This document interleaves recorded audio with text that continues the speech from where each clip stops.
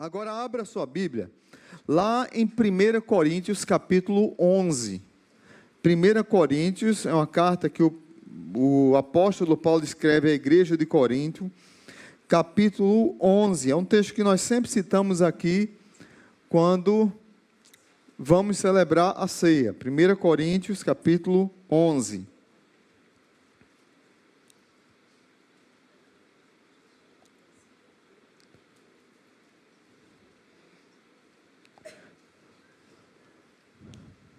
Paulo, eu já falei para vocês que essa carta é interessante porque Paulo, quando escreve a carta, Paulo tinha um carinho muito grande pelas igrejas que ele fundava, e ele tinha um cuidado não só doutrinário, mas um cuidado amoroso, pastoral, de ensino e de restauração na vida das pessoas. E a igreja de Corinto deu alguns trabalhos para o apóstolo Paulo, como vocês já sabem, como divisão de grupos. Um era de Atos, um de Paulo, outro de Apolo, outros de Paulo, outros diziam que era de Cristo. Uns que se achavam mais espirituais do que o outro, e Paulo chama de carnais. Problemas em casamento, problemas de irmão contra irmão na justiça. Problema de pai sendo traído pelo filho com a sua mulher. A madrasta tem um caso com o filho, com o enteado. Então, era uma igreja muito problemática. E Paulo escreve para ela, e em algum momento aqui da carta, no verso 11, no capítulo 11, verso 2, ele elogia por alguma situação na questão de culto. Ele diz assim... Verso 2, capítulo 11, verso 2. Eu os elogio por se lembrarem de mim em tudo e por se apegarem às tradições exatamente como eu as transmiti a vocês. Ok, aí daqui ele vai falar sobre assunto doutrinário do homem, da mulher, de Cristo como cabeça da igreja, do homem como cabeça do lar, mas daqui a pouco vem um outro problema. Verso 17, veja comigo o verso 17.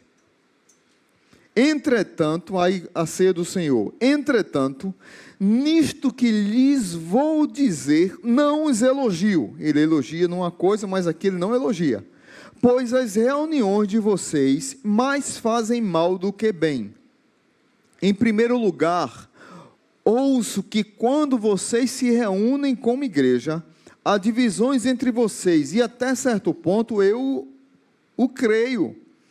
Pois é necessário que haja divergência entre vocês, para que sejam conhecidos quais dentre vocês são realmente aprovados.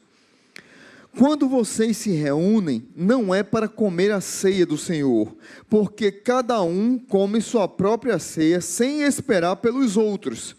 Assim, enquanto um fica com fome, outro se embriaga. Será que vocês não têm casa onde comer e beber? Ou desprezam a igreja de Deus e humilham os que nada têm? Que lhes direi? Eu os elogiarei por isso? Certamente que não. Pois recebi do Senhor o que também lhes entreguei, que o Senhor Jesus, na noite em que foi traído, tomou o pão e, tendo dado graças, partiu e disse: isto é o meu corpo que é dado em favor de vocês. Façam isso em memória de mim. Da mesma forma, depois disse: este cálice é a nova aliança do meu sangue. Façam isso sempre que o beberem, em memória de mim. Porque sempre que comerem deste pão e beberem deste cálice, vocês anunciam a morte do Senhor até que Ele venha. Portanto, todo aquele que comer o pão ou beber o cálice do Senhor indignamente será culpado de pecar contra o corpo e o sangue do Senhor. Examine-se cada um a si mesmo, e então coma do pão e beba do cálice. Pois quem come e bebe sem discernir o corpo do Senhor, come e bebe para a sua própria condenação. Por isso, há entre vocês muitos fracos e doentes, e vários já dormiram. Mas se nós tivéssemos o cuidado de examinar a nós mesmos, não receberíamos juízo. Quando, porém, somos julgados pelo Senhor, estamos sendo disciplinados para que não sejamos condenados com o mundo. Portanto, meus irmãos, quando vocês se reunirem para comer, esperem uns pelos outros. Se alguém estiver com fome, coma em casa, para que quando vocês se reunirem, isso não resulte em condenação. Quanto ao mais, quando eu for, lhes darei instruções. Oremos. Pai Santo, muito obrigado por tua palavra e porque ela é viva e continua falando aos nossos corações. Obrigado porque a tua igreja está aqui reunida para cantar, para adorar, para entoar louvores, para orar e para celebrar a ceia e para ouvir a tua palavra. Que o Senhor nos ajude e fale aos nossos corações nesta manhã. Que outras pessoas que possam ouvir essa mensagem, de repente, quem está assistindo pelo YouTube, outros que vão ouvir pelo Spotify, sejam ricamente abençoados. Que todos os dardos inflamados do maligno que vão tentar prejudicar, atrapalhar, desviar a atenção dos amados, que caiam por terra. E que possamos concentrar na tua palavra, no nome de Jesus. Amém. Queridos, por que pregar sobre a ceia? A nossa igreja tem crescido, graças a Deus, amém. Tem crescido com batismos, com mulheres que ficam grávidas, com pessoas que vêm de outras igrejas, um movimento que acontece em muitas igrejas, gente que sai, gente que vem, pessoas que vêm de outras denominações. Nós temos recebido muitas pessoas de igrejas batistas, mas também de igrejas presbiterianas, igrejas da Assembleia de Deus. E nós temos percebido também um fenômeno que aconteceu pós-pandemia. E aí é mais com um público que já é da nossa igreja. É um fenômeno de pessoas que só vêm para a igreja quando estão escaladas para servir. Hebreus capítulo 10, versículo 25, diz que nós não devemos deixar de congregar. Tem pessoas que não congregam, elas só vêm servir. Então está escalado no trânsito, só vem um mês na igreja, uma vez no mês na igreja, quando está no trânsito. Alguém está no louvor, só vem num dia da sua escala, e não congrega com a igreja, não tem comunhão com a igreja. Isso é um problema seríssimo de alguém que não tem comunhão com a igreja. Tem comunhão apenas com o ministério e com aquele serviço ali. Isso é um problema. Um outro problema, que aí nós aproveitamos que no primeiro domingo do mês, que geralmente fazemos ceias, nós batizamos, tivemos o culto único lá no Gérbera, e a gente deixou a ceia para hoje, sem avisar, sem comunicar a ninguém. Por quê? Porque tem dois públicos que são interessantes e vale a pena falar. Primeiro público, muitos só vêm à igreja quando é culto de ceia. Quando a pessoa sabe que é primeiro domingo do mês, que é ceia, a pessoa vem para a igreja para tomar ceia, porque ela vai tomar ceia e vai ficar vitaminada o resto do mês. É como se a ceia fosse, como é aquela comida que Popeye comia, Popeye? Espinafre. É como se a ceia fosse o espinafre do crente. Ele toma a ceia e se transforma em Popeye, e o Brutus que aparecer no mês, ele está preparado. Então, tem gente que só vem para a igreja no primeiro domingo do mês. Isso é um problema gravíssimo, gravíssimo. Nem entende o que é a ceia, nem entende o que é a comunhão da igreja, nem entende o que é fazer parte da igreja. Esse é um problema sério. Qual é o outro problema sério que acontece também com o domingo de ceia? Tem pessoas que não vêm para a igreja porque é ceia. E a pessoa não vem porque está com algum pecado, e aí eu pergunto, quem daqui está sem pecado? A pessoa está com algum pecado, tem pessoas que chegam ali, mas pastor, eu olhei de cara abusada para minha esposa hoje, não posso tomar ceia. Ah, pastor, hoje de tarde, antes do culto, eu namorei com a minha esposa, eu não posso celebrar a ceia. Eu disse, meu amigo, é para namorar mesmo. Mas esse tipo de coisa, eu não sei quem ensinou, talvez seja esses teólogos doidos que têm ensinado aí, e os crentes vão atrás, como eu tenho dito, e a pessoa deixa de vir para a igreja, porque é dia de ceia, não vou porque hoje eu não estou bem espiritualmente. Não, aí é que você deve vir mesmo. Então, 3 problemas, pessoas que servem, que vêm só quando estão servindo, escaladas, pessoas que vêm para a igreja só quando é ceia, e pessoas que não vêm quando sabe que é ceia. E tem os membros normais que vêm todo domingo, e esses estão de parabéns, uma salva de palmas para eles, amém? Amém. Você vem, deixar de vir uma vez é normal. O que é que estava acontecendo com a igreja de Corinto? Qual era o problema? A igreja de Corinto, ela celebrava uma festa, não só a igreja de Corinto, a igreja no primeiro século celebrava uma festa chamada Ágape, a festa do amor. Como é que era celebrado essa festa? Eles escolhiam geralmente o primeiro dia da semana, algumas igrejas era todo domingo, outras igrejas era periodicamente, como a gente faz uma vez por mês. Só que nós não fazemos a festa ágape, nós apenas celebramos a ceia aqui. Eles faziam a festa ágape, que eu até mandei para a Cíntia Moreno, e a gente vai fazer aqui daqui uns dias. Ela ficou assustada, porque o que é a festa ágape? É aquele junta-panela que você faz no domingo com os irmãos da sua célula, com seu vizinho, com as pessoas que você tem mais intimidade. E vai almoçar onde? Vai almoçar onde? Vai almoçar onde? Não, eu fiz fricassê. O outro diz, não, eu fiz estrogonofe de carne. O outro diz, eu fiz baião de 2. O outro diz, eu fiz a feijoada. O outro diz, rapaz, eu fiz um mousse de abacaxi, um mousse de maracujá. Vamos juntar a panela, vai para casa de alguém e come. A festa ágape era mais ou menos isso. Cada um levava a sua comida, e lá na igreja, no local que eles se reuniam, eles comiam, e depois de comer, eles faziam a cerimônia de celebrar a ceia. O que é que estava acontecendo? Alguns irmãos tinham Ferrari naquela época, e tinham boas condições de levar comida boa, e chegavam primeiro.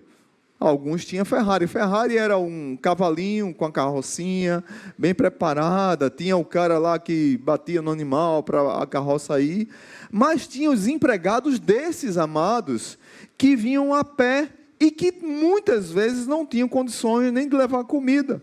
E o que é que estava acontecendo? Aqueles que chegavam primeiro, eles chegavam primeiro e comiam a comida toda, e além de comer a comida toda, alguns ficavam embriagados, muito antes da festa começar, antes dos irmãos que ainda estavam a caminho, aqueles que não tinham condições. E aí Paulo diz assim, por isso eu não vos elogio, eu não elogio vocês por causa disso. Aí ele começa a dizer o que é que está acontecendo. E aí Paulo rasga o verbo e diz, vocês estão ficando embriagados, vocês estão comendo a melhor parte da comida, vocês que chegam primeiros, parecem que tudo está morrendo de fome, desesperado, que não pode esperar o outro, e aí come tudo e deixa só a carcaça e os ossos para quem está chegando. Muitas vezes não deixava nada, e muitas vezes os outros, quando chegavam, viam os irmãos que chegaram primeiro bêbados. Essa é a verdade, essa era a situação. Aí Paulo diz, por isso eu não vos louvo. Vocês, verso 22, será que vocês não têm casa onde comer e beber? Ou desprezam a igreja de Deus e humilham os que nada têm? Que lhes direi? Eu os elogiarei por isso? Certamente que não. Não vou elogiar por isso. E aí Paulo, depois que ele dá essa repreensão na igreja, aí ele vai falar da ceia do Senhor, da importância da ceia e da importância da ceia com a festa ágape para pregar o evangelho para o mundo. Por isso que eu acho importante, de repente, um dia a gente fazer alguma festa ágape. É importante, de repente, quando a gente conseguir construir lá na nova sede, pelo menos levantar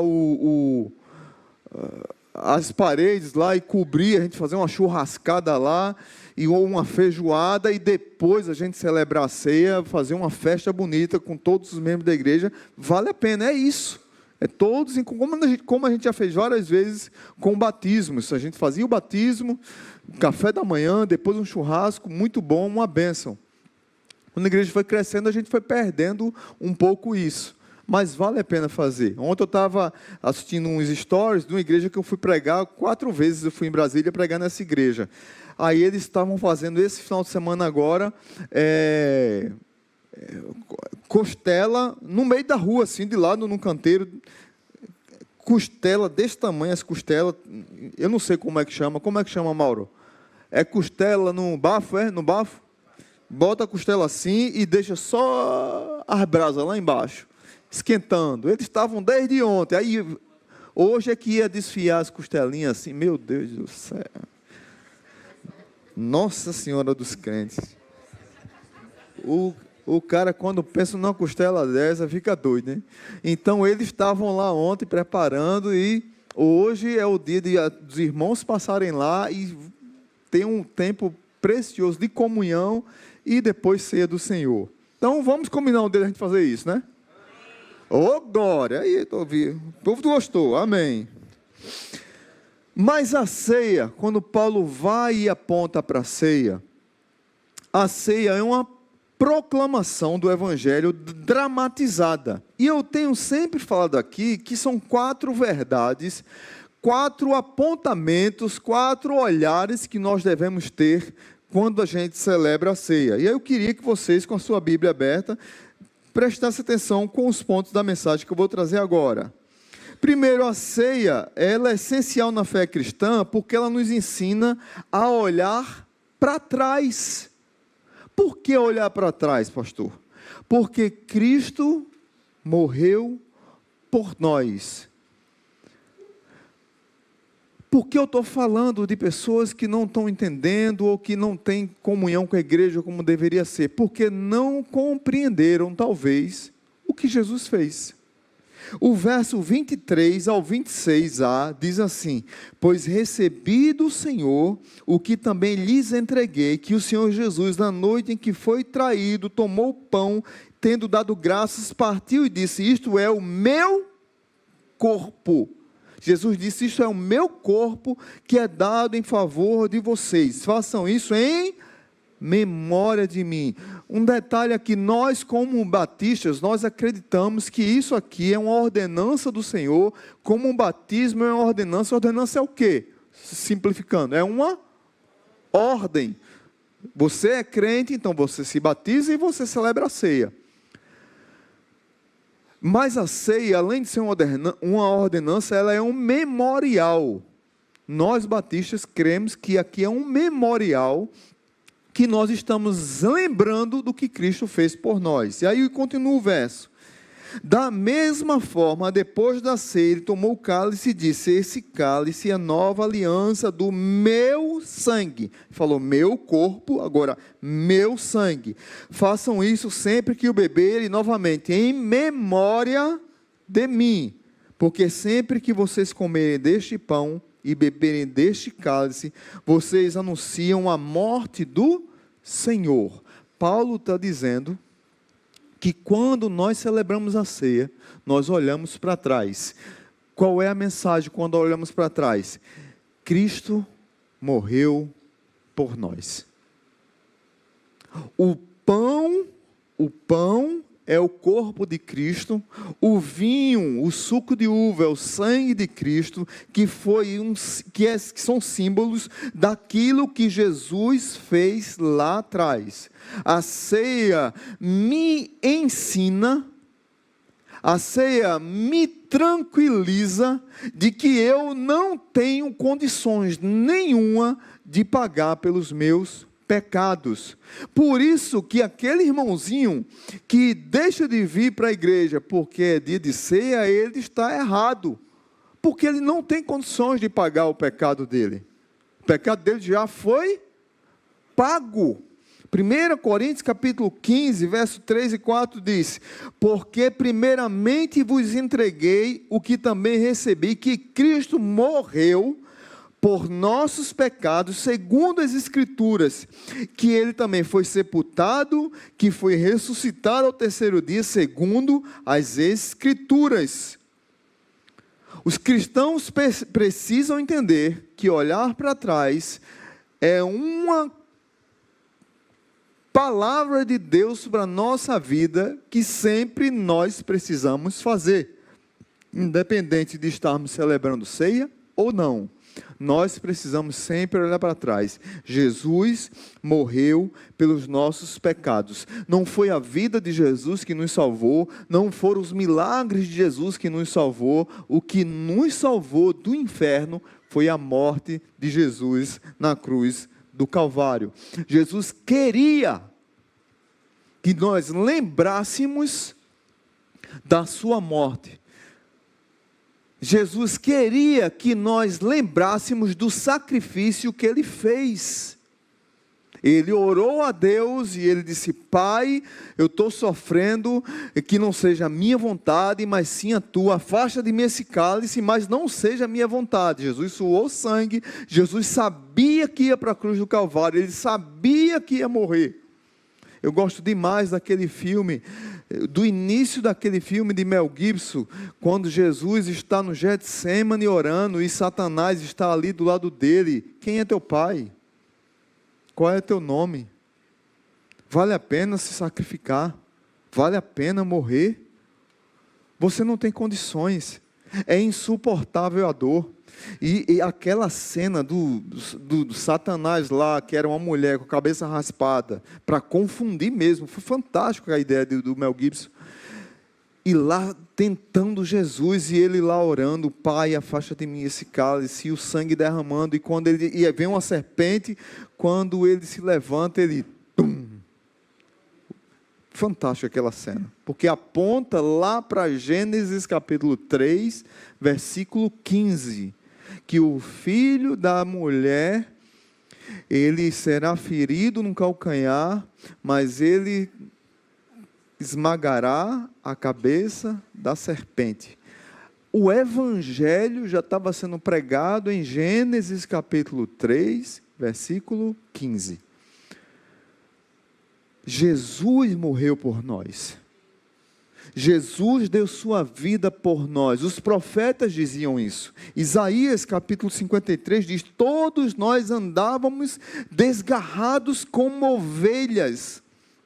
Cada um se desviava pelo seu caminho. Mas o Senhor fez cair sobre ele a iniquidade de todos nós. 1 Pedro 2,24, levando ele mesmo os nossos pecados em seu corpo, sobre o madeiro, para que, mortos para o pecado, pudéssemos viver para a justiça. Pelas suas feridas fostes sarados. Ele morreu para pagar uma conta, ele morreu para demonstrar o amor. Quando eu olho para trás, eu entendo que Jesus pagou a dívida que eu tinha. Você não tem dívida com Satanás, para com isso. Tem crente que acredita em cada baboseira, tem crente que acredita em maldição hereditária. Meu Deus do céu, onde é que está a sua cabeça? Onde foi que você aprendeu isso? Jesus deu a vida por você, ele pagou todos os pecados, todo o preço foi pago. Tem crente que acredita em signo. Tem crente agora, não vou fazer meditação transcendental. Eu vou fazer agora yoga. Você não precisa disso, você precisa de Bíblia. Você precisa meditar na palavra, meditar nos salmos. Tem crente que agora é uma tal de constelação, não sei das quantas. Tem crente agora que está atrás da ativação do Espírito. Tem uns pastores aí que pregam, não, porque você tem que ativar, os super gênios, ativar. Meu Deus do céu. Ativar, já, o cara é super crente. Só baboseira.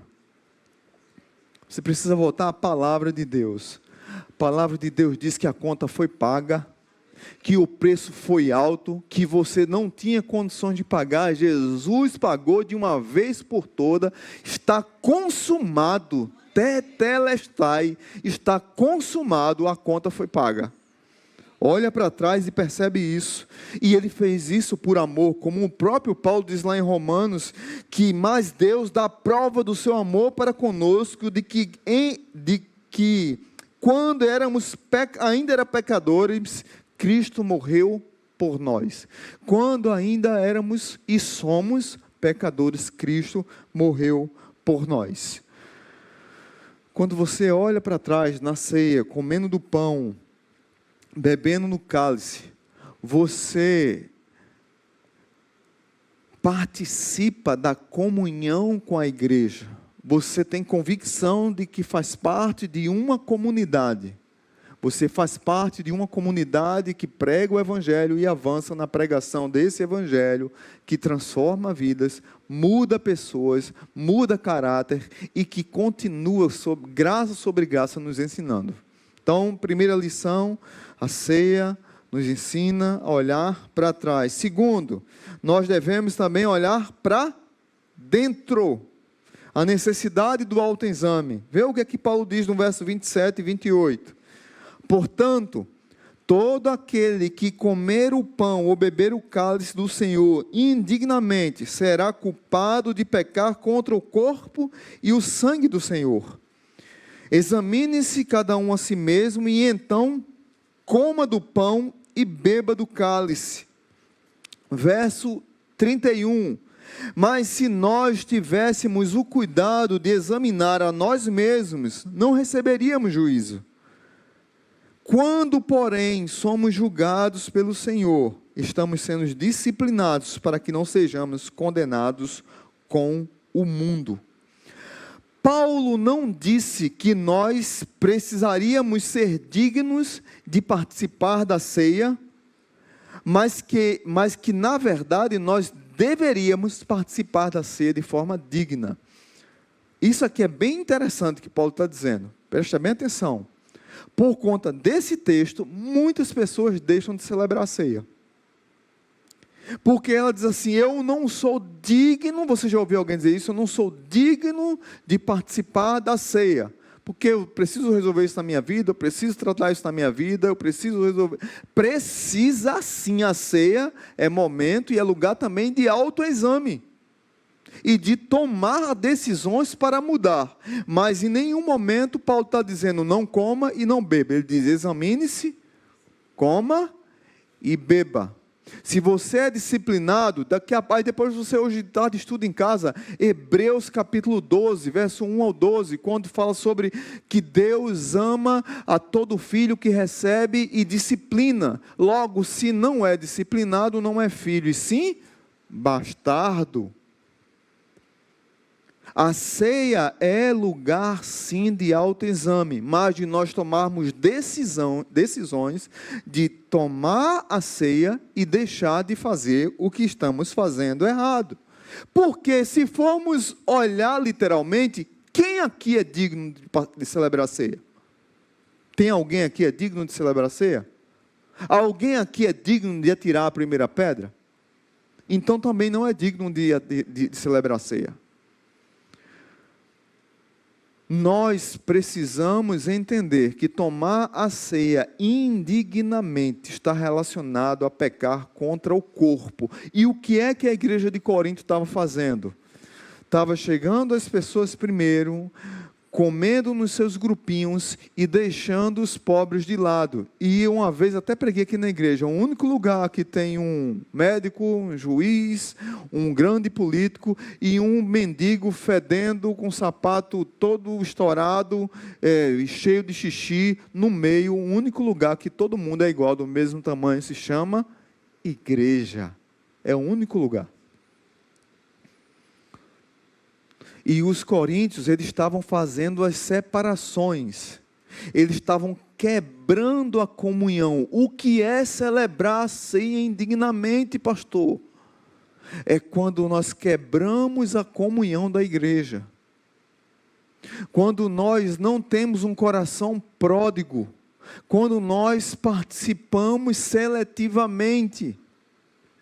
Quando nós desprezamos aqueles que não têm condições, quando nós não queremos exercer os mandamentos recíprocos, amar uns aos outros, sejam submissos uns aos outros, cuidem uns dos outros. Mas todos nós pecamos em alguma medida. Todos nós falhamos em alguma medida. E a ideia de você autoexaminar é para que você se examine e tome a ceia com dignidade. Amém? Está dando para entender daí? Sei que é meio complicado essa parte. Leon Morris, um teólogo, diz assim: afirma que há um sentido em que todos têm de participar indignamente, pois ninguém jamais pode ser digno da bondade de Cristo para conosco. Mas em outro sentido pode vir dignamente, isto é, com fé. Nós olhamos para trás, nós olhamos para dentro e com fé e com a devida realização de tudo que é pertinente a tão solene rito, negligenciar nisto é vir indignamente, no sentido aqui censurado. Participar da ceia indignamente é assentar-se à mesa de forma leviana e irrefletida. Eu preciso, sim, refletir sobre a minha vida e tomar a ceia. Eu preciso sim refletir sobre a minha vida e comer do pão e beber do cálice. Não é eu preciso refletir e deixar de vir para a igreja. Eu preciso refletir e eu estou com medo porque vai cair um castigo sobre mim. Não, meu irmão. É hora de mudança. Como é que está a tua vida? Reflita, mude. Restaure. Ceia é tempo de restauração. Ceia é tempo de esperança. Ceia é tempo de você olhar para dentro de você e participar. Um pastor na Escócia estava pregando, celebrando a ceia, quando os irmãos começaram a servir, uma moça que estava chorando muito, não quis pegar a ceia. E aí o pastor ficou incomodado com aquilo, o Espírito Santo o incomodou, e ele saiu do seu lugar e foi até aquela moça, pegou a ceia e disse: minha irmã, pegue a ceia, porque a ceia é para pecadores. A ceia é para pecadores. Você está fazendo seu autoexame, você está refletindo, celebre a ceia conosco. Aí aquela moça pegou a ceia, tomou junto com aquela comunidade. Nós somos e pretendemos continuar sendo uma comunidade de gente que quer ser transformada. De gente que todo dia está se reconciliando com Deus, porque todo dia peca. Todo dia pede a Deus que o transforme. Se formos falar de dignidade para celebrar a ceia, nunca nós seremos dignos, mas devemos celebrar a ceia com dignidade. A ideia é essa. É necessário que nós julguemos os nossos pecados, que nós confessemos os nossos pecados, que nós busquemos mudança, que nós busquemos uma palavra que tem sido abandonada nas igrejas e parece que é pecado falar esse nome, santificação.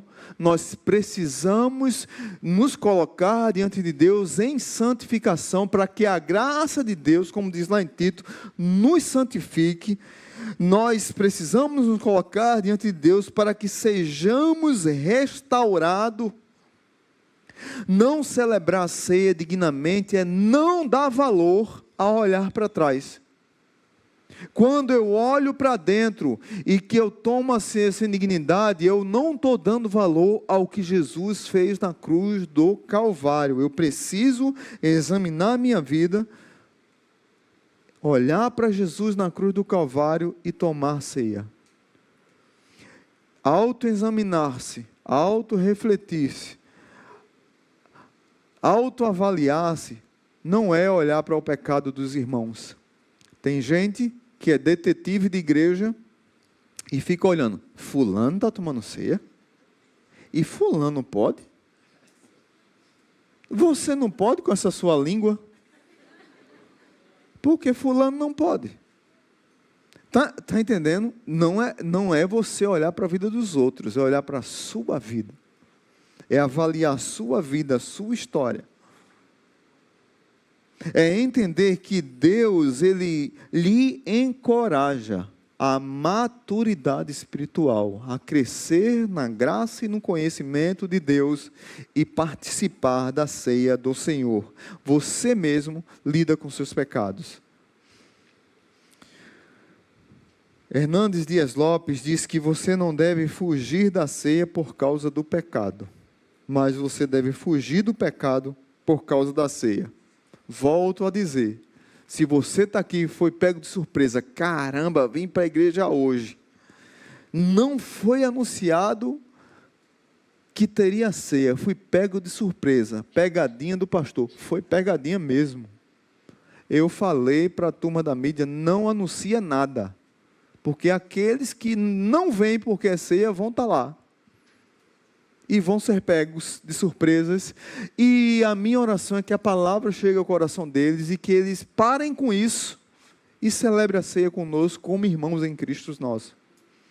Pecadores como nós somos, falhos como nós somos, mas participem da ceia conosco. Amém, queridos? Terceiro, nós devemos olhar ao redor. O amor uns aos outros. Versos 33 e 34. Diz assim: portanto, meus irmãos, quando vocês se reunirem para comer, esperem uns pelos outros. Se alguém estiver com fome, come em casa. Forre, como diz o nordestino, forre a barriga em casa primeiro. Para que quando vocês se reunirem, isso não resulte em condenação. Quanto ao mais, quando eu for, lhes darei instruções. Aqui a ideia é do duplo sentido, tanto da ceia quanto do corpo de Cristo. Quando a gente não discerne espiritualmente o corpo, nós estamos pecando contra o corpo de Cristo, que é a igreja, que é a comunidade, e estamos pecando contra o corpo de Cristo no comer do pão, que é o símbolo do corpo de Jesus. Se você voltar um pouquinho, capítulo,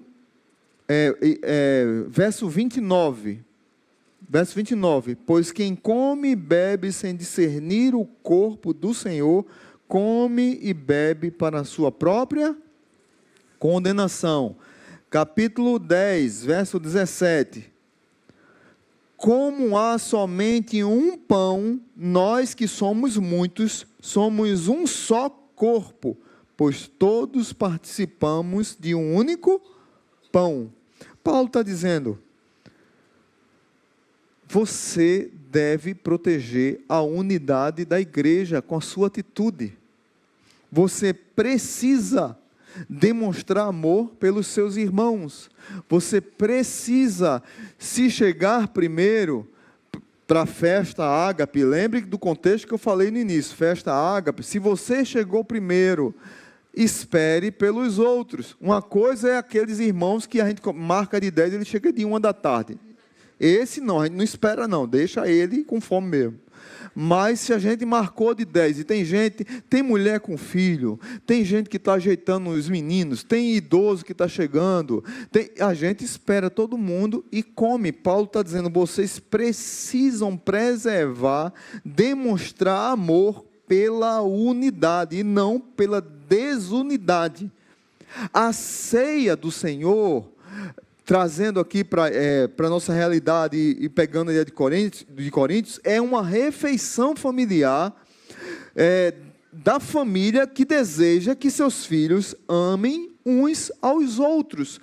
Por isso que antigamente se falava muito isso, hoje se fala menos. Quando a pessoa entrega a vida a Jesus, a gente diz assim, eu particularmente dizia muito isso em processo de discipulado: tem alguém que você precisa pedir perdão ou perdoar?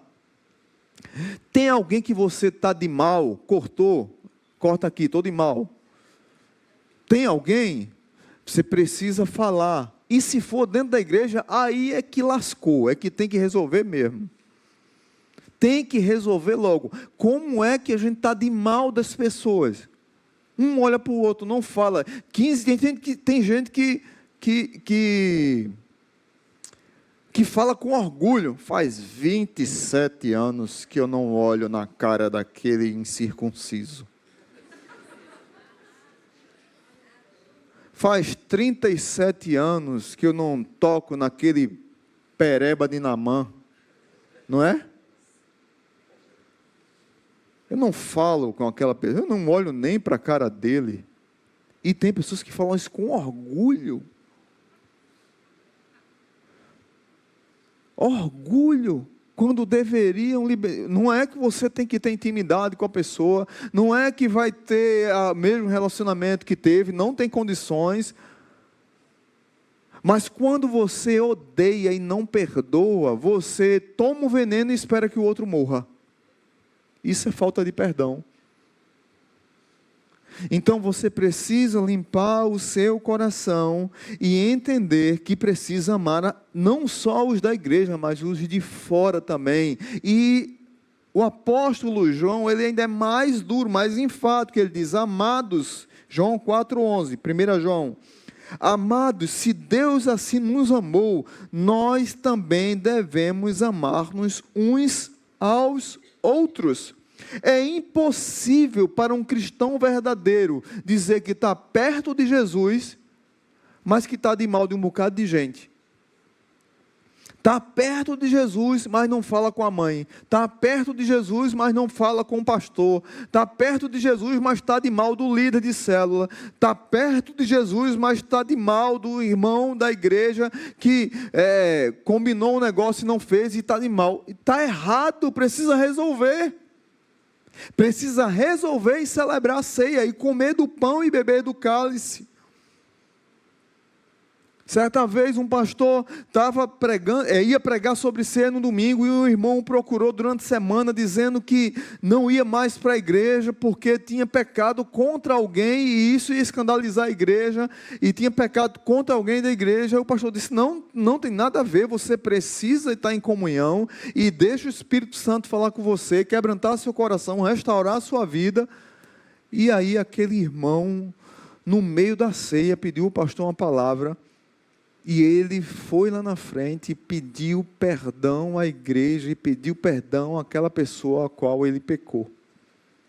E houve um quebrantamento na igreja naquele momento, de muita gente se abraçando, chorando, liberando perdão, e celebraram a ceia em festa.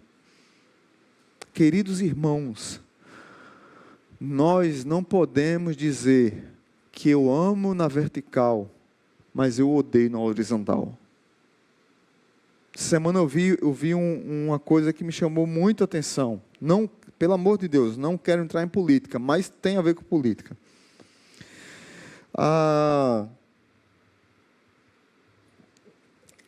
Foi um vídeo que eu vi da Xuxa. Xuxa disse que a irmã dela mandava mensagens para ela de um determinado político, mora em Portugal. Mandava mensagem para ela, ela dizia: para com isso, eu não quero ouvir, eu não acredito nesse louco, aquela coisa toda, discussão.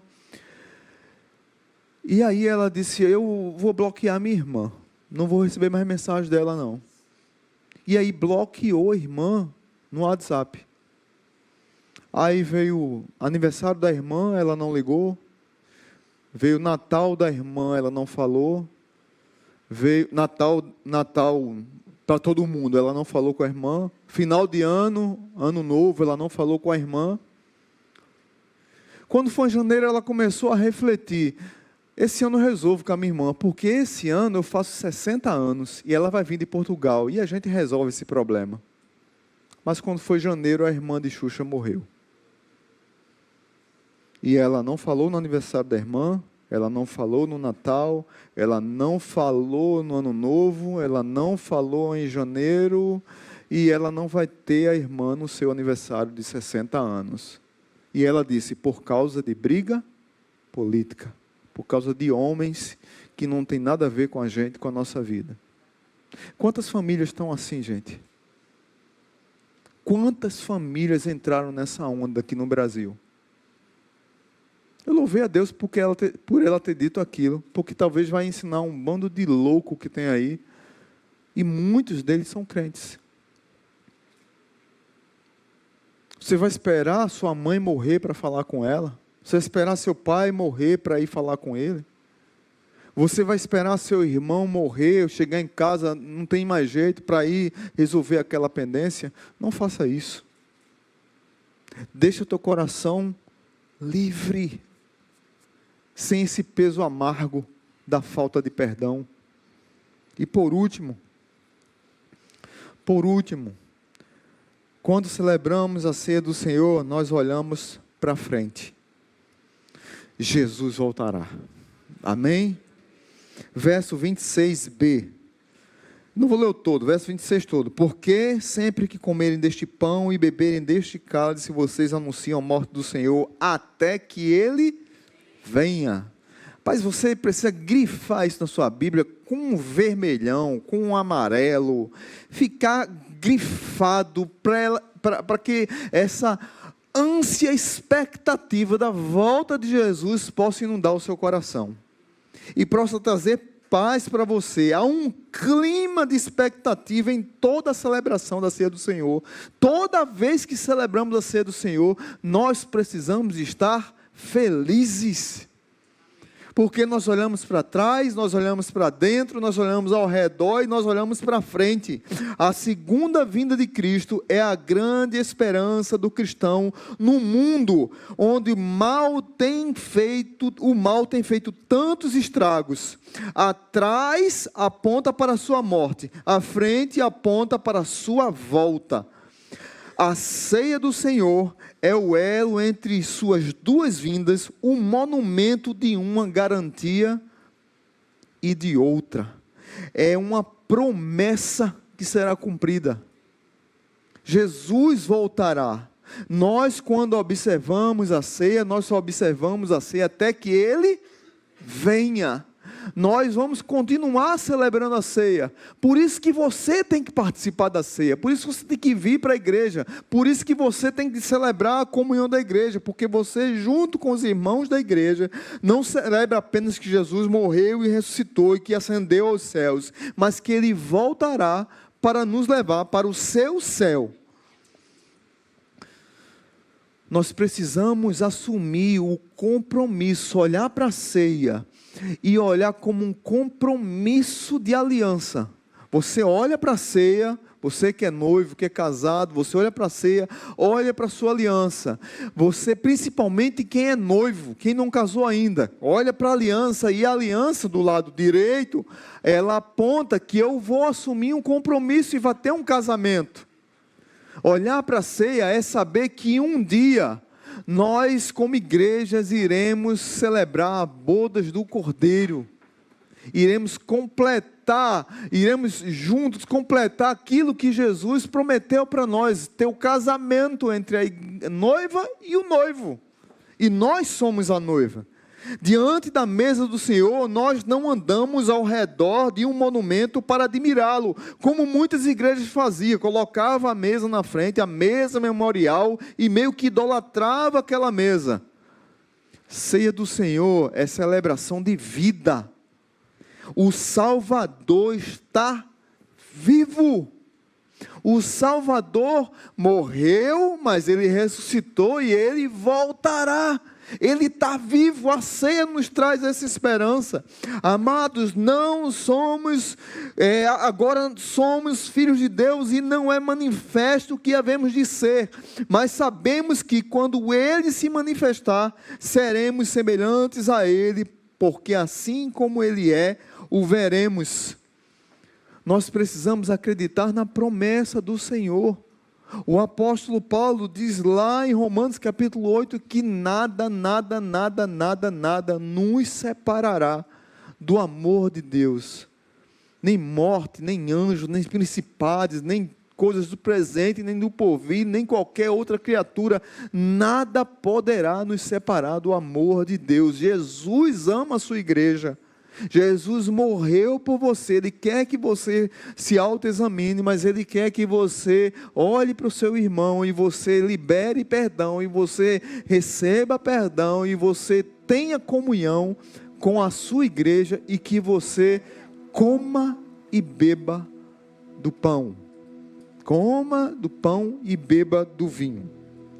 E por fim, eu quero terminar com uma palavra do pastor batista americano chamado Mark Dever. Ele diz assim: eu gostaria, é um clamor à igreja, gostaria de desafiar vocês, irmãos e irmãs, a comparecerem à mesa do Senhor, mesmo que a distância seja muito grande da sua casa, mesmo que seu trabalho seja exigente e cansativo, que você esteja se sentindo deprimido, seja qual for o motivo, compareça à mesa do Senhor.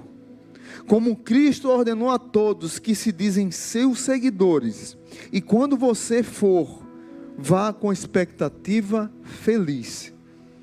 Não estamos compartilhando juntos de uma refeição fúnebre. Estamos fazendo um ensaio geral para a ceia das bodas do Cordeiro, aquele que foi crucificado como criminoso, morreu, ressuscitou e retornará como juiz e rei. É disso que trata a ceia. Não estamos aqui celebrando um funeral, mas estamos celebrando uma festa. Jesus morreu, ressuscitou e voltará para buscar a sua igreja. Participe da ceia com alegria e com felicidade.